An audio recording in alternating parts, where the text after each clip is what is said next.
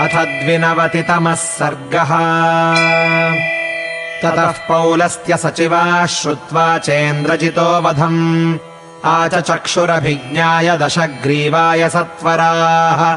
युद्धे हतो महाराज लक्ष्मणेन तवात्मजः विभीषणसहायेन मिषताम् नो महाद्युतिः।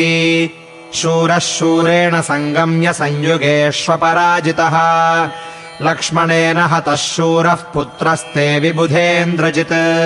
गतः स परमान् लोकान् शरैः सन्तर्प्य लक्ष्मणम् सतम् प्रतिभयम् श्रुत्वा वधम् पुत्रस्य दारुणम्।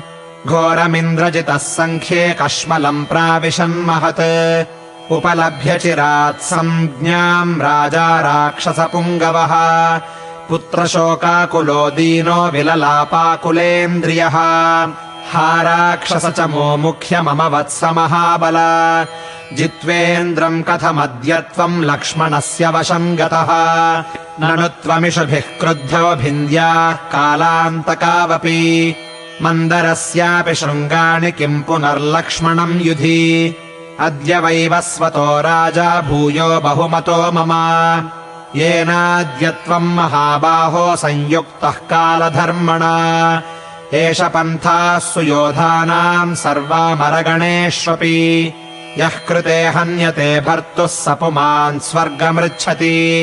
अद्य देवगणाः सर्वे लोकपाला महर्षयः हतमिन्द्रजितम् श्रुत्वा सुखम् स्वप्स्यन्ति निर्भयाः।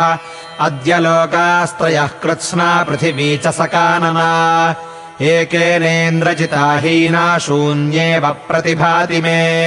अद्य नैरृतकन्यानाम् श्रोष्याम् यन्तः पुरेरवम् करेणुसङ्घस्य यथा निनादम् गिरिगह्वरे। यौवराज्यम् च लङ्काम् च रक्षांसि च परन्तप मातरम् माम् च भार्याश्च क्व गतोऽसि विहाय नः। मम नाम त्वया वीरगतस्य यमसादनम् प्रेतकार्याणि कार्याणि विपरीते हि वर्तसे। सत्वम् जीवति सुग्रीवे लक्ष्मणे च स राघवे मम शल्यमनुद्धृत्य क्व गतोऽसि विहाय नः। एवमादिविलापार्तम् रावणम् राक्षसाधिपम् आविवेश महान् कोपः पुत्रव्यसनसम्भवः। प्रकृत्या कोपनम् ह्येनम् पुत्रस्य पुनराधयः दीप्तम् सन्दीपयामासुर्घर्मेऽर्कमिव रश्मयः।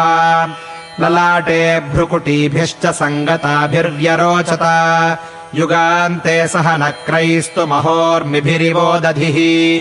कोपाद्विजृम्भमाणस्य वक्त्राद्यक्तमिव ज्वलन् उत्पपात स धूमाग्निर्वृत्रस्य वदनादिव।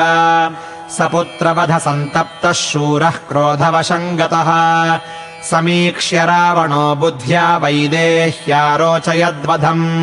तस्य प्रकृत्या रक्ते च रक्ते क्रोधाग्निनापि च रावणस्य महाघोरे दीप्ते नेत्रे बभूवतुः।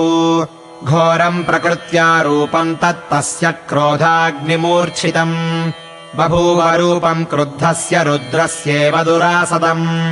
तस्य क्रुद्धस्य नेत्राभ्याम् प्रापतन्नश्रुबिन्दवः दीपाभ्यामिव दीप्ताभ्याम् सार्चिषः स्नेहबिन्दवः। दन्तान् विदशतस्तस्य श्रूयते दशनस्वनः यन्त्रस्याकृष्यमाणस्य मथ्नतो दानवैरिव।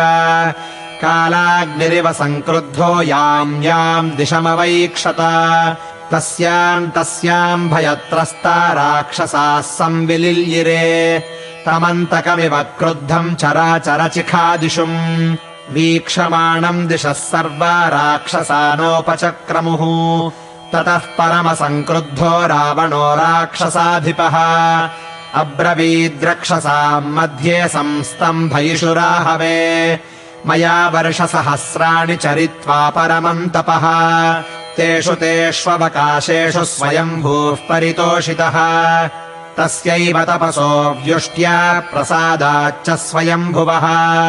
नासुरेभ्यो न देवेभ्यो भयम् मम कदाचन कवचम् ब्रह्म दत्तम् मे यदादित्यसमप्रभम्।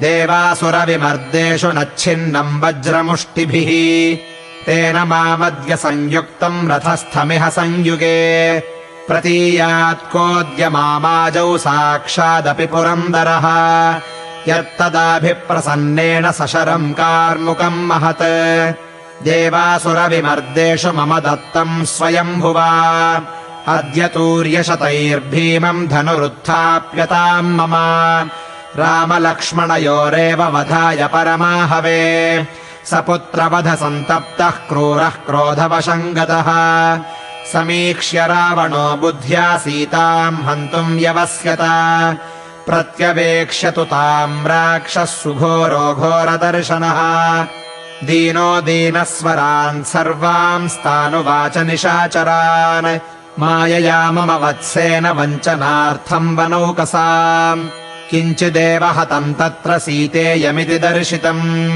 तदिदम् तथ्यमेवाहम् करिष्ये प्रियमात्मनः वैदेहीम् नाशयिष्यामि क्षत्रबन्धुमनुव्रता इत्येवमुक्त्वा सचिवान् खड्गमाशु परामृशत् उद्धृत्य गुणसम्पन्नम् विमलाम्बरवर्चसम् निष्पपात स वेगेन सभार्यः सचिवैर्वृतः रावणः पुत्रशोकेन भृशमाकुलचेतनः सङ्क्रुद्धः खड्गमादाय सहसा यत्र मैथिली व्रजन्तम् राक्षसम् प्रेक्ष्य सिंहनादम् विचुक्रुषुः ऊचुश्चान्योन्यमालिङ्ग्य सङ्क्रुद्धम् प्रेक्ष्य राक्षसम् अद्यैनम् तावुभौ दृष्ट्वा भ्रातरौ प्रव्यथिष्यतः लोकपाला हि चत्वारः क्रुद्धेनानेन निर्जिताः बहवः शत्रवश्चान्ये संयुगेष्वभिपातिताः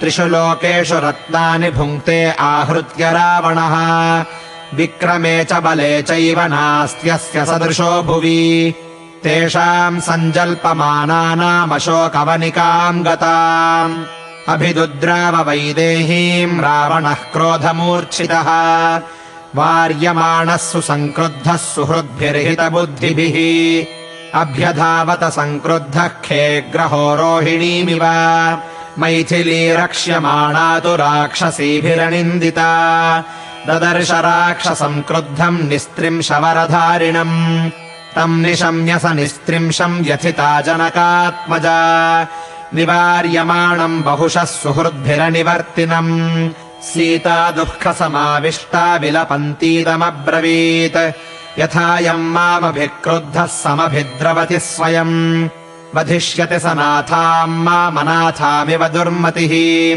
बहुशश्चोदयामास भर्तारम् मामनुव्रताम् भार्या मम भवस्वेति प्रत्याख्यातो ध्रुवम् मया सोऽयम् मामनुपस्थाने व्यक्तम् नैराश्यमागतः क्रोधमोहसमाविष्टो व्यक्तम् माम् हन्तुमुद्यतः अथवा तौ नरव्याघ्रौ भ्रातरौ रामलक्ष्मणौ मन्निमित्तमनार्येण समरेद्य निपातितौ भैरवो हि महान्नादो राक्षसानाम् श्रुतो मया बहूनामिह हृष्टानाम् तथा विक्रोशताम् प्रियम् अहो धिङ्मन्निमित्तोऽयम् विनाशो राजपुत्रयोः अथवा पुत्रशोकेन अहत्वा रामलक्ष्मणौ विधमिष्यति माम् रौद्रो राक्षसः पापनिश्चयः हनूमतस्तु तद्वाक्यम् न कृतम् क्षुद्रया मया यद्यहम् तस्य पृष्ठेन तदा यासमनिर्जिता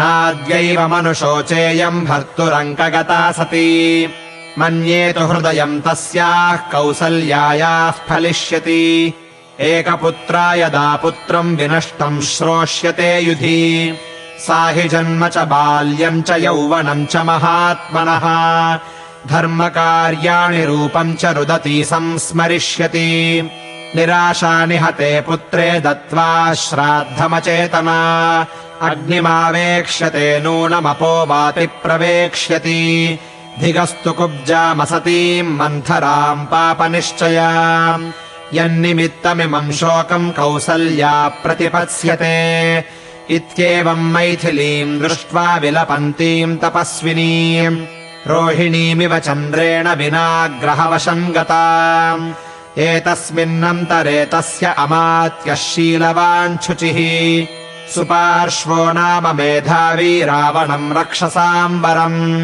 निवार्यमाणः सचिवैरिदम् वचनमब्रवीत् कथम् नाम दशग्रीव साक्षाद्वैश्रवणानुजा हन्तुमिच्छसि वैदेहीम् क्रोधाद्धर्ममपास्य च वेदविद्याव्रतस्नातः स्वकर्म निरतस्तथा स्त्रियः कस्माद्वधम् वीरमन्यसे राक्षसेश्वर मैथिलीम् रूपसम्पन्नाम् प्रत्यवेक्षस्व पार्थिव तस्मिन्नेव सहास्माभिराहवे क्रोधमुत्सृज अभ्युत्थानम् त्वमद्यैव कृष्णपक्षचतुर्दशी कृत्वा निर्याह्यमावास्याम् विजयाय बलैर्वृतः शूरो धीमान् रथी खड्गी रथप्रवरमास्थितः हत्वा दाशरथिम् रामम् भवान् प्राप्स्यति मैथिलीम् स तद्दुरात्मा सुहृदा निवेदितम् वचः सुधर्म्यम् प्रतिगृह्य रावणः